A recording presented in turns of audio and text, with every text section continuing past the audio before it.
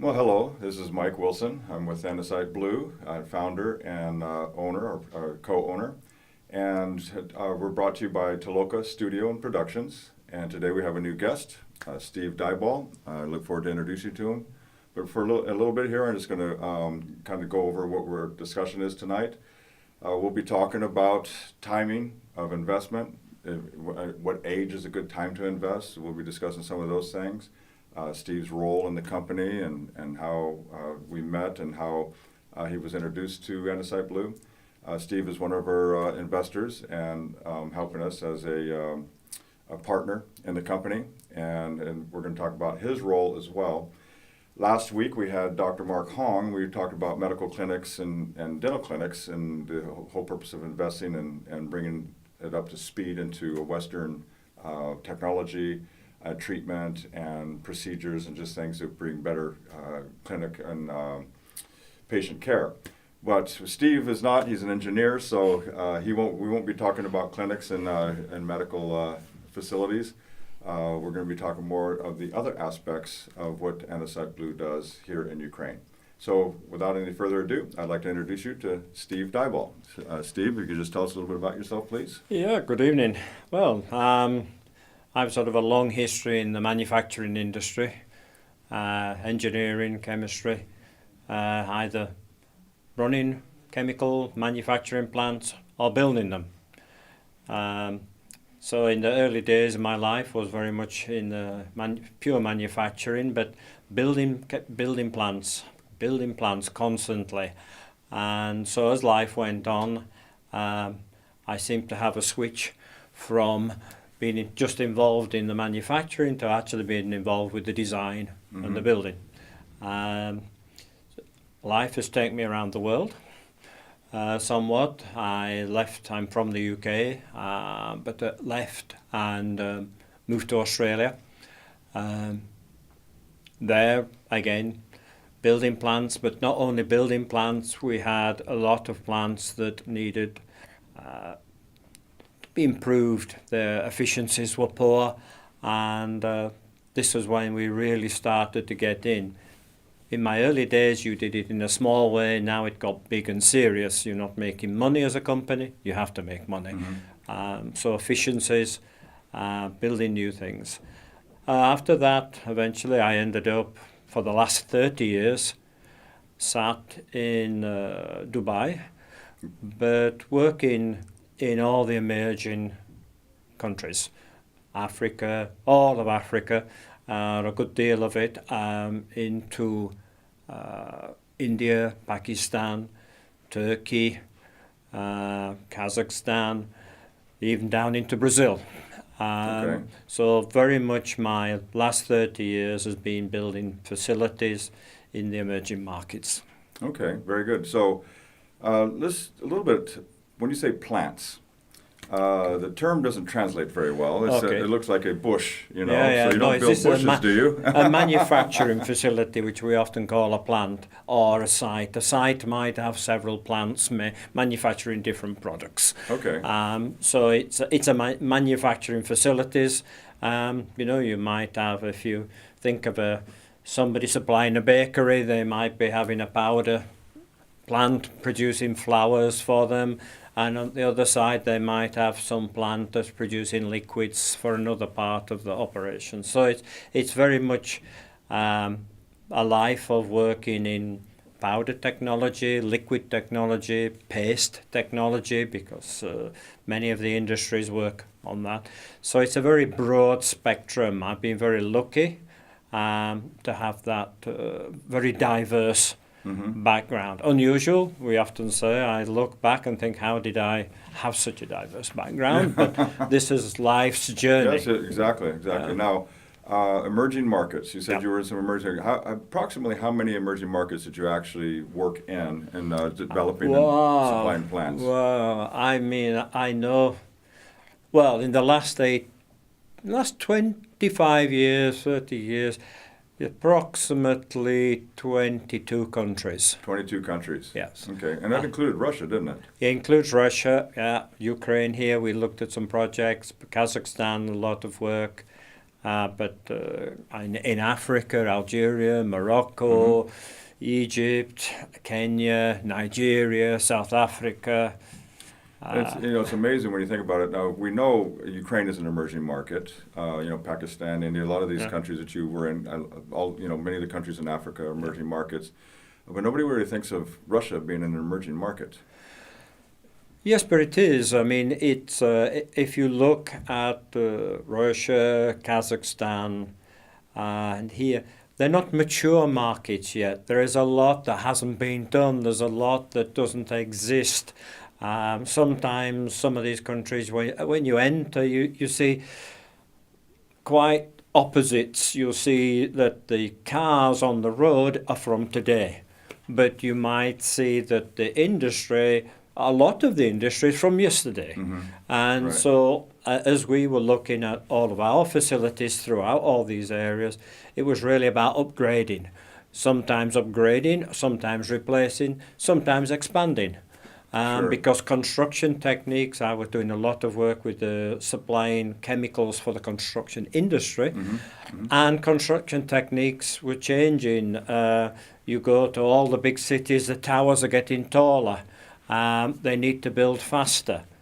And so there is always a changing of the dynamics of what's required by the industries. So if we go into old Europe, yes, it all exists. Right. But in the emerging, no.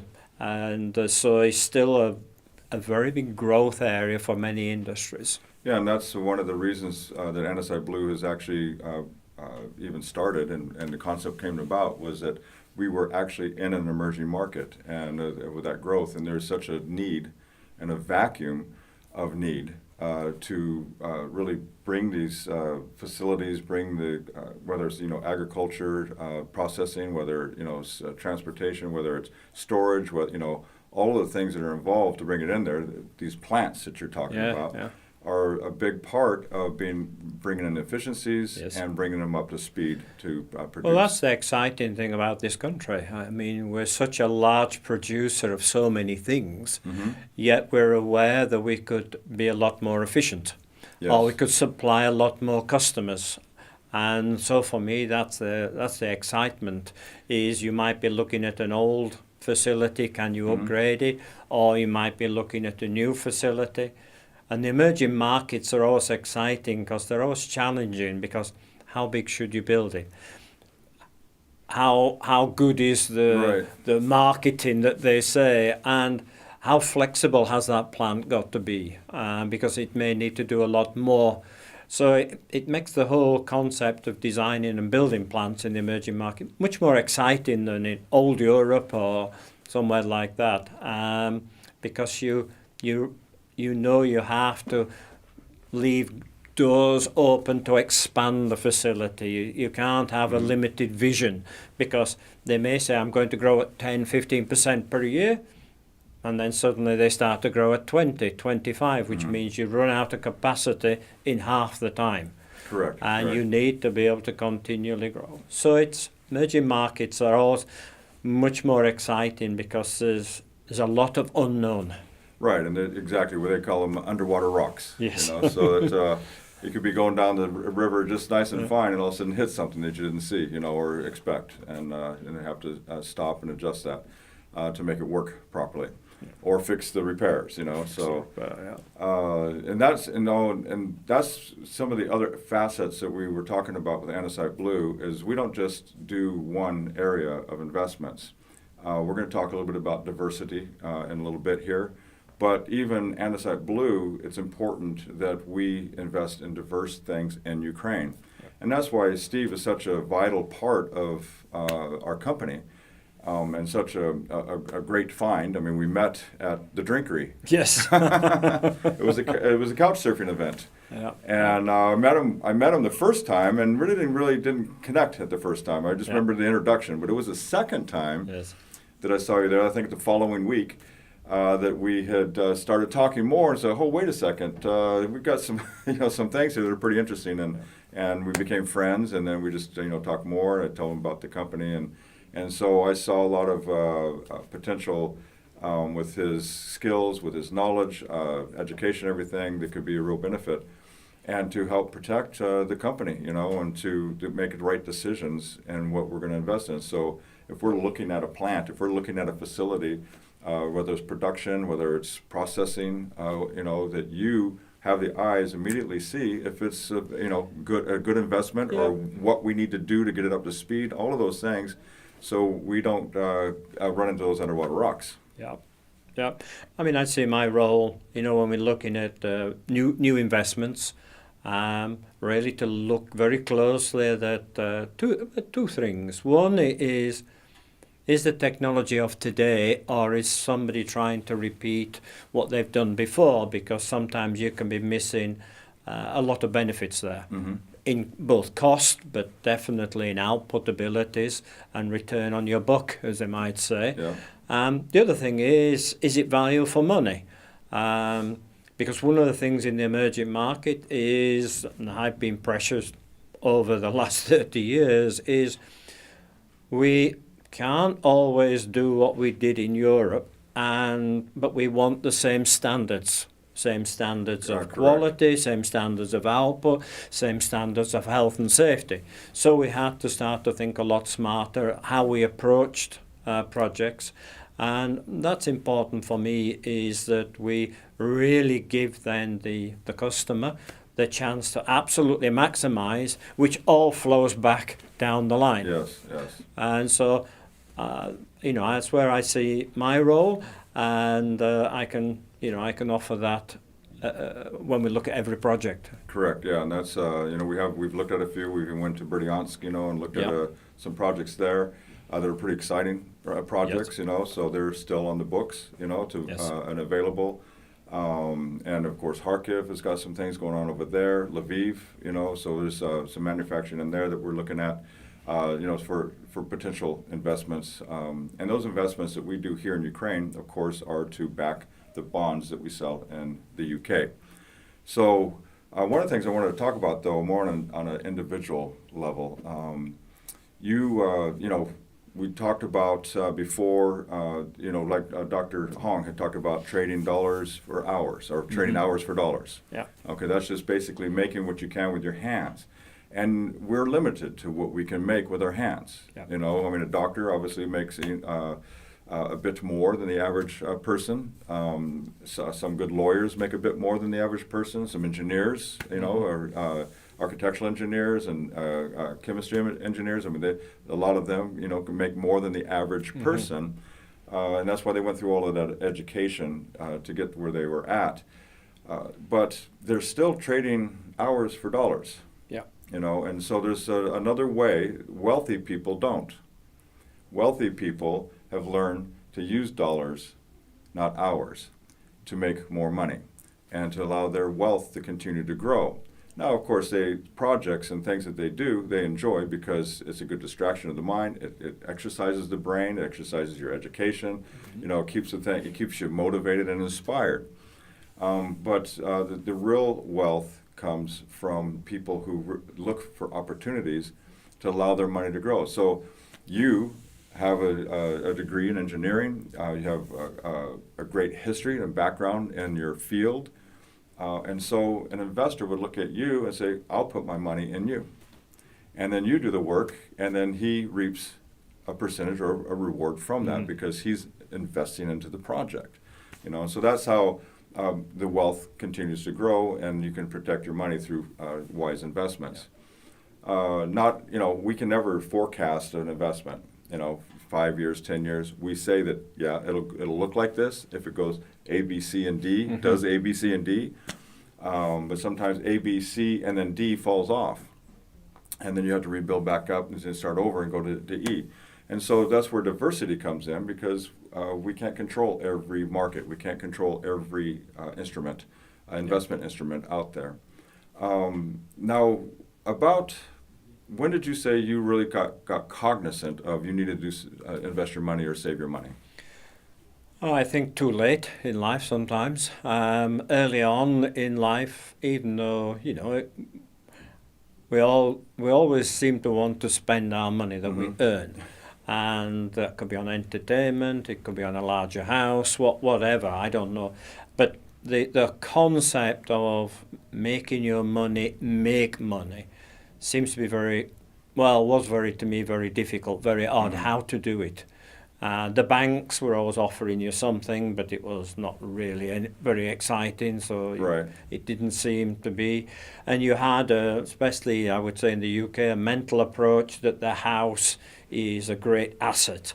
But the reality is it's not, because you're living in it. So you can never realize that asset unless you're going to sell it and live in something smaller or something rented. And I think it was quite, I was well into my 40s before I really sort of thought, hey, yes, you've got some pensions going along, but they're up and down and all over the place. Correct. And we also get corrupted occasionally. So it was later in life, but still I felt the difficulty of finding something solid that you could feel some confidence with. Yes, I did the mutual funds like people have done. And I think latterly, in the last 10 years, yes, I have money in bonds as well. So I have mutual funds, bonds, and a little bit of pension. But, it's unfortunately, hindsight's not a great thing to help you. And it would have been wonderful if in my earlier life, you'd had the ability to reach people that weren't just salespeople. Because too often I felt this person is just trying to sell me this fund or this insurance, as it generally was. Right. And I really don't see the real return on the investment. And so it's been quite late in life that I've suddenly seen, hey, you can put things into something that's pretty secure and can give you a good return. Yeah, so, and that's one of the hard things. I mean, educating in the finance is not easy. No. But it can be done if you take the patience, you take the time. The hardest thing to really overcome is the emotion, because it's your money, And when you're young and you see these opportunities, we talked a little bit about cryptocurrency.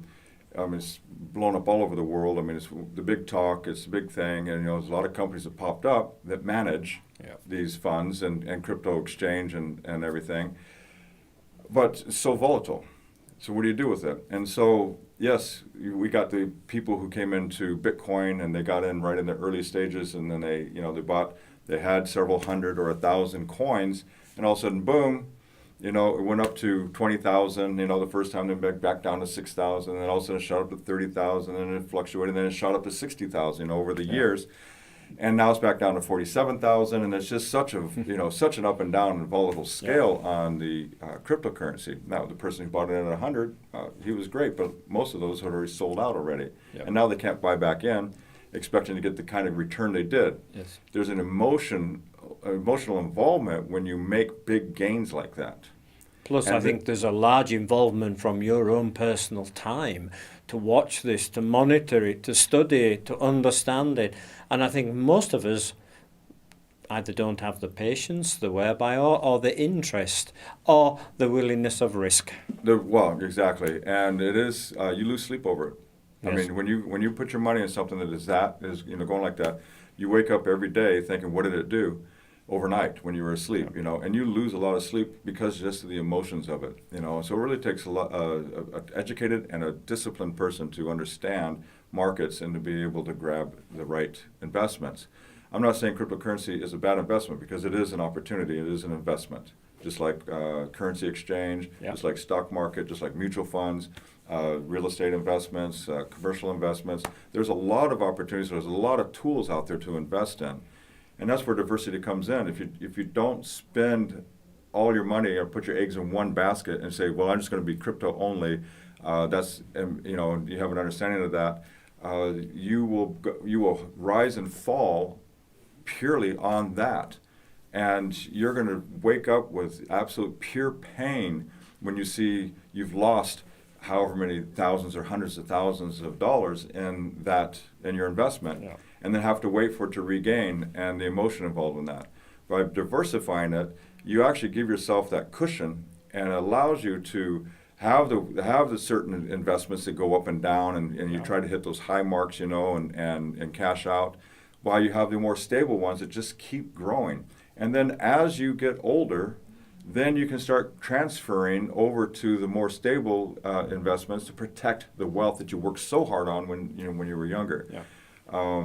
There's kind of the gurus of finance have talked about investment diversification in your portfolio, and they talk about when you're young, you're making money, so you're exchanging hours for dollars, but you take a certain percentage of that and you pick it into a few stocks, you pick it into a few funds, bonds, but you're big when you're younger. You tend to take a little bit more risks. We're young and dumb. Yeah, for sure. I used to race motorcycles, superbike race motorcycles. I took a lot of risks in my life. At any moment I could have hit a spot on the road and crash. And on a motorcycle, crashing isn't like airbags and seatbelts and hardware around you to protect you. You are in the open, and all you can hope for is you're just going to have a nice slide, and nothing at the end of that slide to stop you. So I've had my share of accidents, and I got some scars to prove it. But we take greater risks. Yeah. As soon as I had children, as soon as I had my first son, the racing stopped. And just because there was all of a sudden a different priority in my life. Yeah. Now it wasn't just about me. Yes. It's about my family, and so now all of a sudden, now you're taking on a little bit different responsibilities. And we could do that with our investments too. So one of my sons, my youngest son, he did that. He started very young. I was very proud of him. He had a mentor that he was working for that kind of he was a wealthy man. He was an engineer, mechanical engineer, and aeronautics. I don't know how to say that very well. Yeah. And so my son really loved working for him, and he was teaching him a little bit about what to do with your money. You're making this much, but this aside. And so my son started investing, and he did different markets and things, and got some stocks in there, and then he got his apps, and he was monitoring and everything, and he wasn't doing the high risks, but he was just, he was doing the things, and then as he got involved with that community, people started advising, or people started saying, hey, try this, try that, look at this market, look at that market, and so he started diversifying his investments. I don't know exactly what age he was when he started this, 17 or 18 years old. Yeah. And he's still disciplined, and he's still doing it. He's 24 now. He has two daughters, a beautiful wife, a home in Oregon, and is doing well. All my boys are doing great, and each one of them handling their finances differently, and but I was very proud of him. But he's 18, so by the time he gets 40 or 50 years old, he's going to have developed his wealth and protected it, and his money is going to work harder than he is. Yeah. But like you said, sometimes we start late. I spent, I had 5 kids, and I supported, I took care of, and I spent as I made it, and I didn't put a lot in savings. Sometimes I put it in savings, and then an emergency would come up, and then go out of savings. And so later in life, I also got started in investing and saving. So there's never really too early, and there's never too late. And the point is that you have an opportunity to start somewhere, and talk to somebody who can guide you to help you into the right directions, to know what you need to do with your money to be able to secure your future. One of the things that you and I were talking about the other day was retirement. People are living a lot longer. Oh yes, this is the major issue, isn't it? And we're hearing it all around the world now, with people saying, "Hey, I don't have enough money to retire on." Yeah, and it's a common statement you're seeing in the press from people. Exactly. So if you work for 40 years, and let's say your Social Security, they take out 15%. In the United States, it's SSI, Social Security. You take out 15%, and that goes into, so every paycheck, 15% goes into that. If you're employed, if you're self-employed, then it still comes out to 15. The government kicks in 7.5. You kick in 7.5, and it's technically supposed to be 15% that goes in there if you're even self-employed. And you do that over 40 years. that's not going to last you 35 years. No. That means you'd have to reduce your entire lifestyle from 100% to 15%, which is a huge, huge reduction in lifestyle in order to make it, because you don't, you might live to 90, 95, 100. My stepmother passed away just a couple of years ago. She was 102. Right. She was born and during the Spanish flu pandemic, which was in 1918, and she died in 2020 from COVID. Oh. So, right. And so, yeah, so I mean, that's 102 years old. My my grandma was 99 years old when she passed away. So my other grandmother was 92 years old when she passed away. So I've got some genetic longevity. And so there's going to be a point in time where I just can't continue to work all the time. But I need to have the money there and money working for me so that I create something. Yeah. I think it's so important, and I mean, we're all everybody's fitter, everybody's looking after themselves, and by default but still in many countries there's a time when they say no, it's time to retire, or companies have a policy.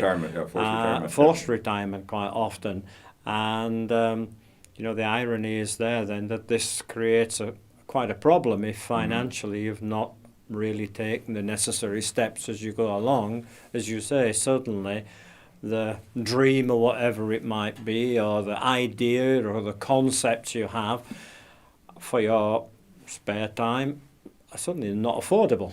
Correct. And I think this is, quite a tragedy when somebody give a good deal of their life. Okay, we're seeing certain governments now in certain countries saying, well, the age will go higher and higher for retirement.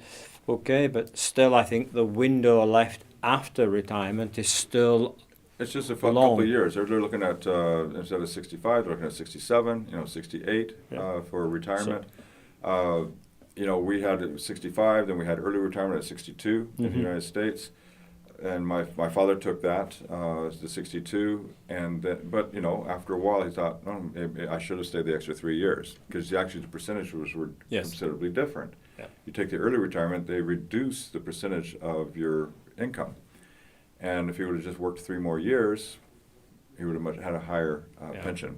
So, all of those things have to take into consideration when you're ready to retire. Of course, we all want to. We've worked all our life, and we do want to come to that golden age of enjoyment, that golden age of just, seeing the world and spoiling our grandkids and, spending time with the family and just not really having that burden of punching the clock. But whether you're, again, and we talked about this on the first show, it doesn't matter if you're making $15,000 a year, and whether it's British pounds or U.S. dollars, or if you're making $115,000 a year. There's always, you've learned to live according to your means. Absolutely. You're making it work even at the $15,000 a year. That's not a lot of money, but you've worked out a way of your life, and this is your lifestyle. And sure, you want more, but it doesn't take much to really put a little extra in there into some kind of investment. Whether it's $100, to find there's programs, there's companies that will actually, you can invest $100 just to start. And I think this is the problem. It doesn't matter, as you say, whether it's 15,000, 50,000, 150,000. People's lifestyle fits that amount of money, and they're still not maybe investing. They're still not having savings. And I think it is so important. My grandfather was the opposite. He was a gentleman who saved all his life, and his sister used to tell many a story about it. But he bought his first house cash, which was unknown, almost. And but again, it was just, unfortunately, that part of his genetics didn't pass to me in the same sense. But it's such an important thing, and it's almost missed in education that further down the line you need money. Now you're earning it, and now you can make the money work. But of course, unfortunately, we don't always listen when we're younger, or it doesn't click in with us, or in the past we didn't necessarily have the access to feeling comfortable about it. Mm-hmm. Yeah, And I think that changes today. and we're never going to die when we're young. Of course not. You know, I mean, we don't. It's just not anything to think. Oh, I'll think about that later. You know, just put that on the back burner. We'll just worry about that later down the road, and down the road just keeps coming. Yeah. Until all of a sudden we're there. Yeah. And it's a need. So yeah, these are a lot of the things about investments, and then we're talking about it because as Andesite Blue, we invest in different markets in Ukraine. It's important that the money that we invest also grows to protect our bond, purchasers. Yes. Our bond purchasers are investing in a bond so that we know that it's stable and that they have a guaranteed rate of income on that bond, and that's not going to change. The market isn't going to change it. The inflation isn't going to change it. But when you look at investing in a bond, you want to have it put in an area that's above the inflation rate. Yes. So if your country's inflation is 3 to 5%, or 3 to 4%, and because of COVID it's higher now, but many countries is much higher. But that'll adjust. I mean, after this thing clears and we get everybody's back on track and stuff like that, the inflation rate will go back to a medium of 4%, 3%, 3.5%, 5% around there, year on year. And if you can grab an investment that has 6, 7, 8, 9%, you're above the inflation. And that way, unlike Social Security, because the money we're putting in today, by the time we need it 40 years down the road, isn't the same value. It's valueless. I mean, it's reducing its value every year, unfortunately. Exactly. So that Social Security money, that retirement money that goes, whether it's governmental or corporate or whatever, doesn't have the value that it did, when you put it in. And then when you add 40 years to that, when you're ready to take it, the last 10 years was even close to that value.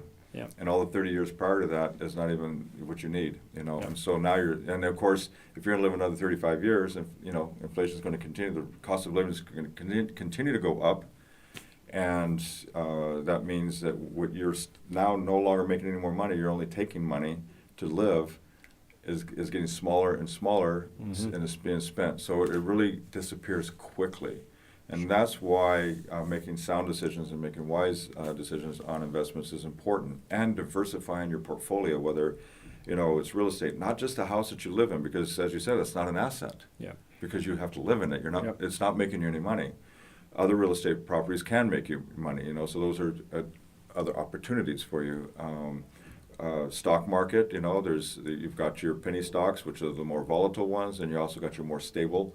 Your IBM stocks, as we call it, your Fortune 500 companies. Yeah. You've got your mutual funds. Mutual funds, I was in favor of in the 80s, when you were getting good returns.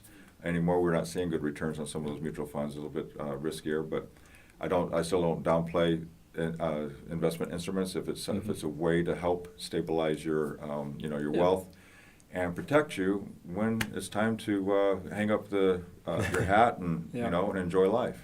Yeah, and I think the advantage today as well, we have much more access to knowledge. We can check, we can look at markets, we can look at how the country's doing or how a company's doing. Have they got a good track record? Whereas before you had to go to these professional outfits like Dun & Bradstreet or somebody to get any information. Exactly. Today, a lot of this information is, at your fingers on the computer. And you can do a lot more. So I think at the end of the day, what you said earlier is, you need to do some research, you need to do some work. But so whatever part of your portfolio, you should, if wherever possible, understand it. Mm-hmm. I think it's very important. Yeah.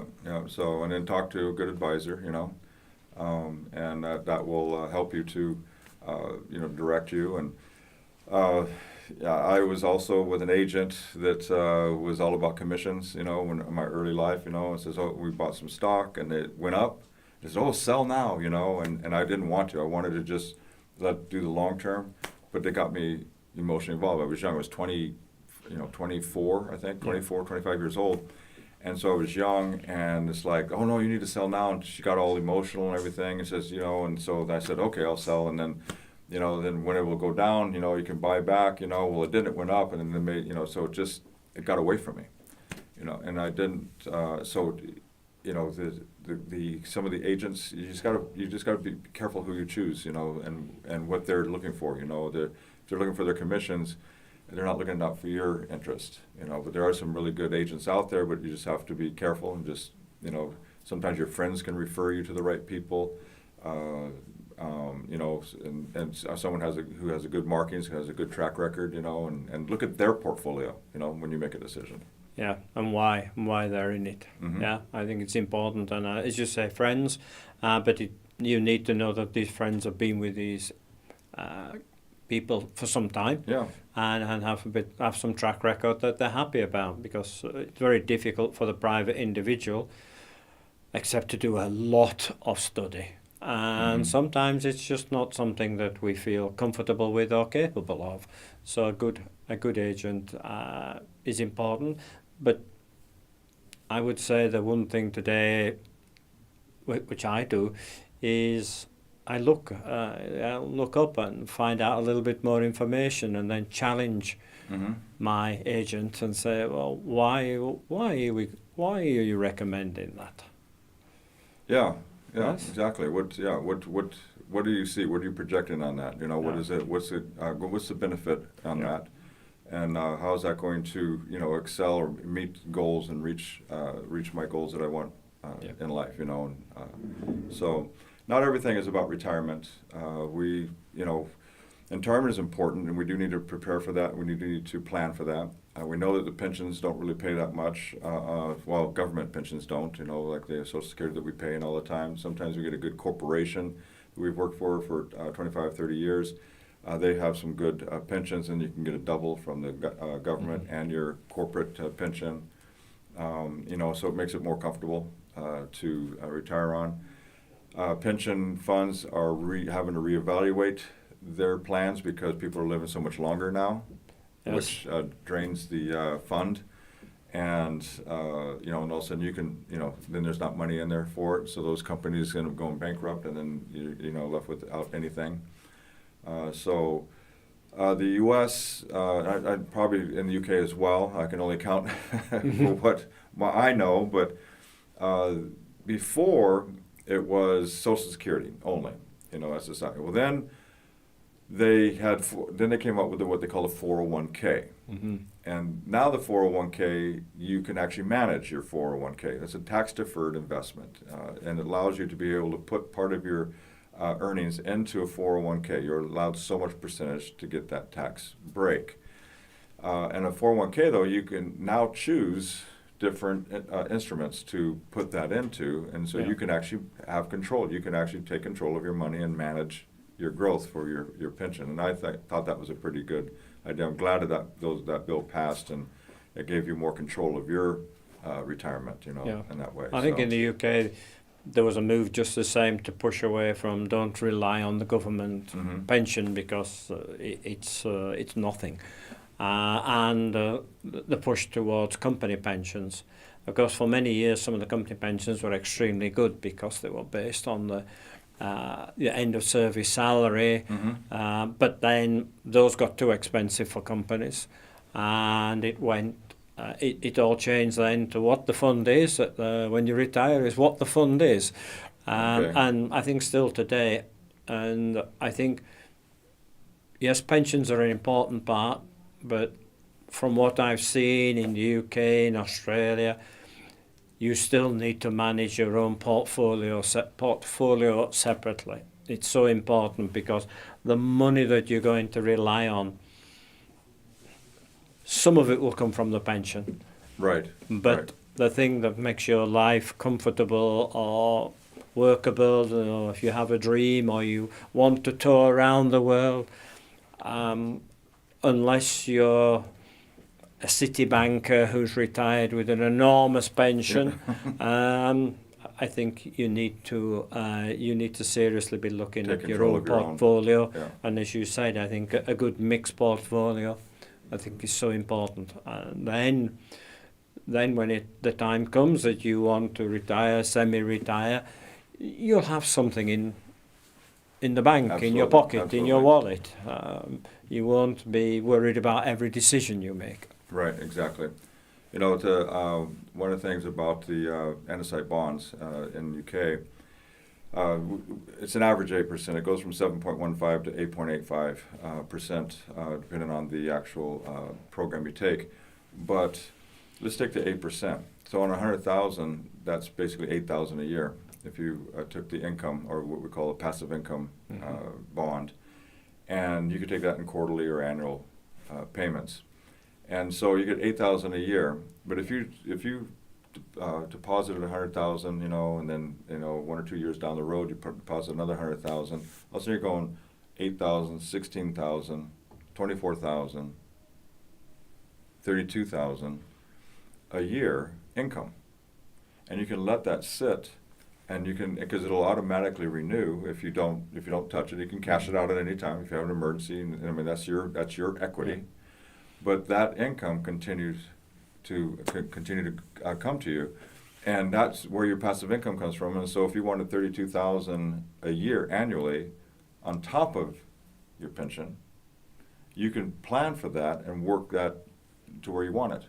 Yeah. What's going to be comfortable for you? I mean, right now, if you're earning £80,000 in UK, it's decent. It's not over, extravagant, but it's decent. It's easy to live on, but you're used to that.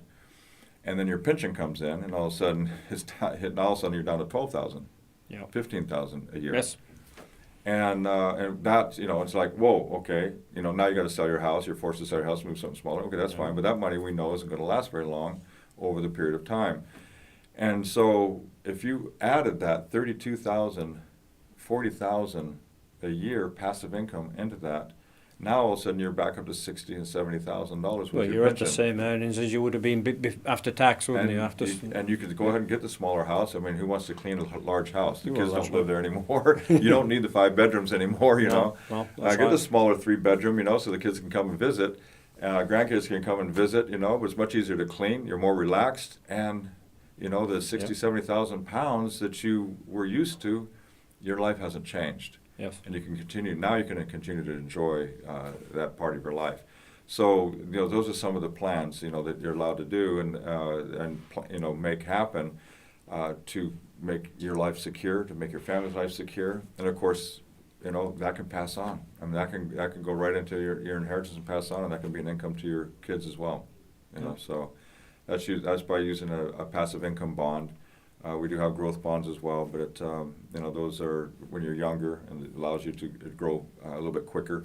But it's a stable.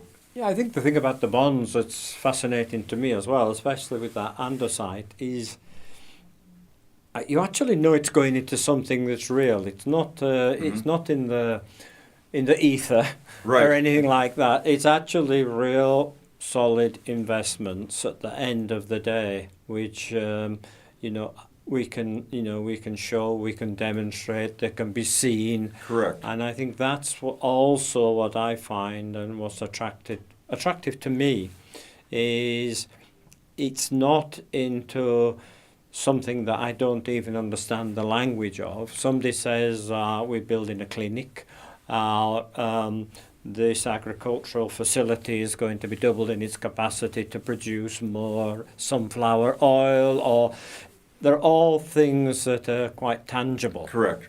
And I think that... Or green energy, solar green energy, the solar energy, they're all things that people understand, and they're all things that we can feel comfortable with, because it's tangible. Correct. And the tangible assets, if it's a building purchase, acquisition, that's going to be leased out.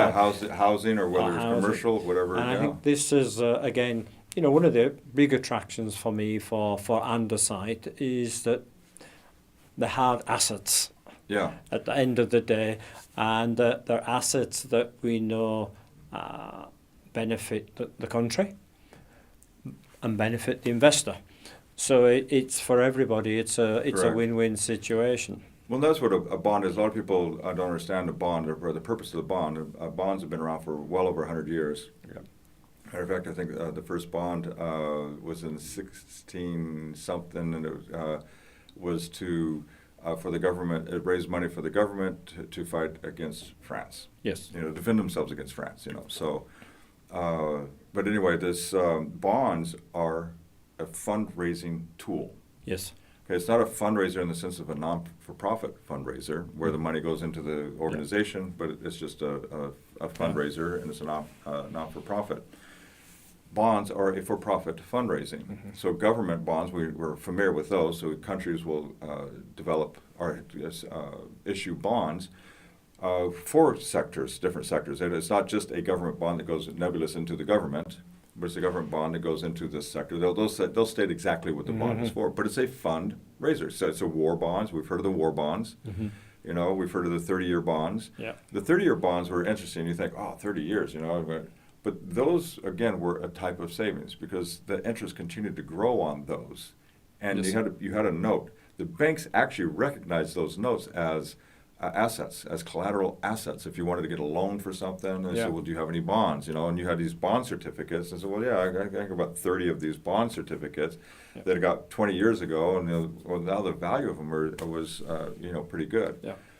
Our bonds aren't 30 years, but and a lot of people, you could sell your bonds, allowed you to, say, well, I got these and cash them, But the idea of it is that it's a fundraiser.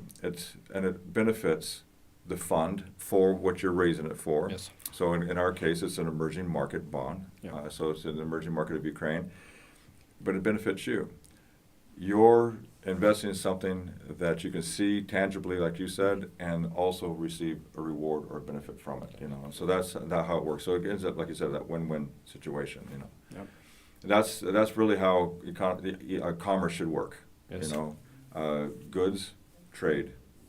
And that's basically how the economics work, how GDPs work in a country. Through trades and commerce and people's ability to work and opportunities to have to work and supply for themselves. So. Well, great. Steve, I really appreciate you coming today. And thank you very much for this inviting me. conversation. Yeah. And again, we're just happy to have you on board with us in Andesite. You've been with us for almost a year. No. Yeah, almost. It's not far off. Yeah, we're coming up on an anniversary here. Yeah, so we really appreciate that. And we really appreciate the wisdom that you bring to the company and helping us out. And again, it was a great conversation this evening. So Thank you very much. You have. Thank you for joining us this evening, and we would like to say good night. Next week, I will have another special guest. I'm not sure if it's going to be next week or the following week, but I have a crypto guru, and I'm going to bring him on. We had a great conversation. I met him last week, and we had a great conversation. So another time, we'll have some other some people from Ukrainian business owners. I'm going to have on as our guests who have really scratched out a living with their own company that started from scratch, and they're successful now. So I look forward to having them on board and having a conversation with them. Ukraine is just absolutely a wonderful country, wonderful opportunities. Steve and I see the gold laying around, and we want to be able. It's not for us. It's really for Ukraine. It's for opportunities for everybody that really can see it, and we hope to open some eyes and really to make it available and bring opportunities for Ukraine. So Yes. that's the great part. So anyway, have a good night, and we will see you next week at the same time. Thank you. Okay.